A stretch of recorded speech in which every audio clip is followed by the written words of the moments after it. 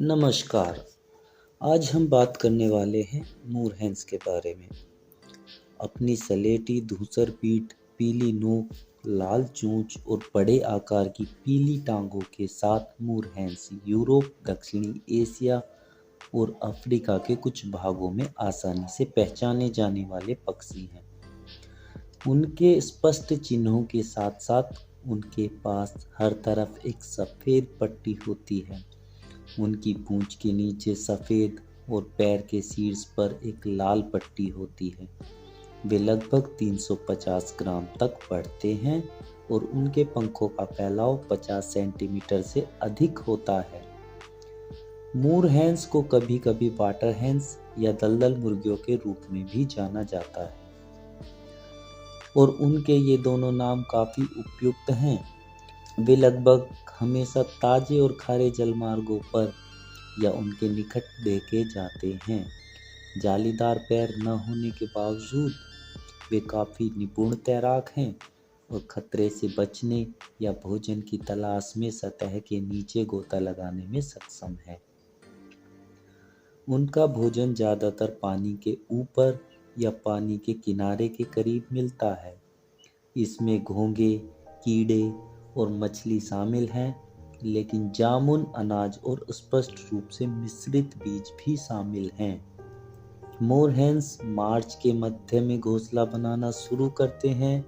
वे पानी के किनारे की वनस्पतियों के बीच कई घोंसलों का निर्माण करते हैं और कभी-कभी उन शाखाओं में भी घोंसला बनाते हैं जो पानी के ऊपर लटकती हैं। ये घोंसले टहनियों और घास से बने होते हैं और निर्माण पूरा हो जाने पर मादा अपने अंडे देने के लिए उनमें से एक को चुनती है।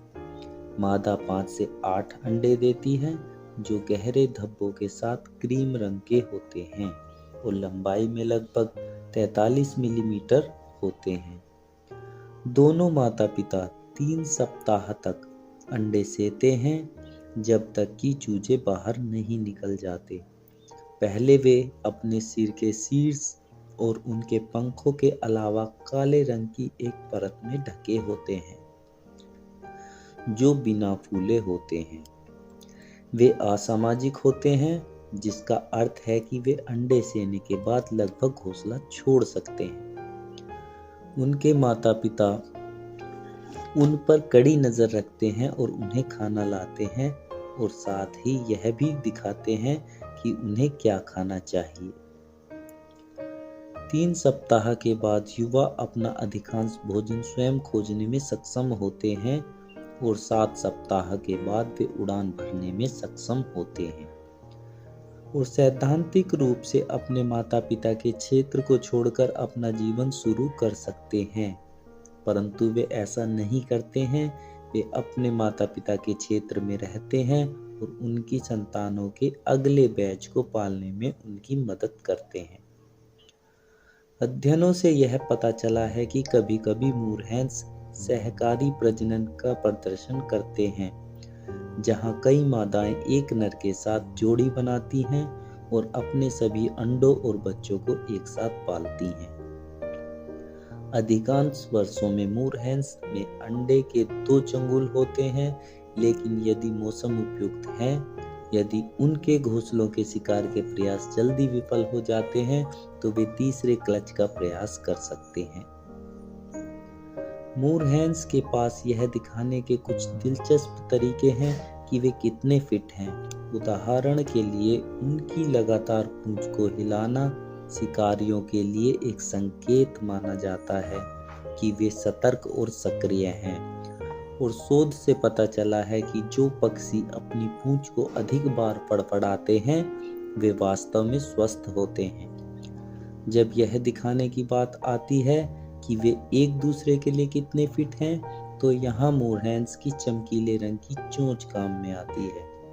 इन रंगों को बनाए रखने में बहुत अधिक ऊर्जा लगती है और जानवर से शिकार के जोखिम को उजागर करती है, इसलिए सबसे जीवंत रंगों वाले पक्षी संभावित साथियों और प्रतिस्पर्धा के लिए अच्छी स्थिति में दिखते हैं। ब्रिटेन में मूरहैंस आमतौर पर माइग्रेट नहीं करते हैं और पूरे वर्ष अपने क्षेत्र में रहते हैं, लेकिन सर्दियों में वे उत्तरी यूरोप के प्रवासी पक्षियों से जुड़ जाते हैं, जो जर्मनी, डेनमार्क और नीदरलैंड में सबसे कठोर मौसम से बचने के लिए इनके तटों पर चले आते हैं। 1980 के बाद से पूरे यूरोप में उनकी संख्या काफी स्थिर रही है, लेकिन उनका औसत जीवन काल 3 साल है। लेकिन सबसे पुराना ज्ञात पक्षी 2020 में अपने 12वें जन्मदिन से ठीक पहले 11 साल, 11 महीने और 27 दिन की उम्र में मर गया। तो ये थी जानकारी मूरहेंस के बारे में। इसी तरह की जानकारी और अधिक पाने के लिए हमारे चैनल को सब्सक्राइब करें। धन्यवाद।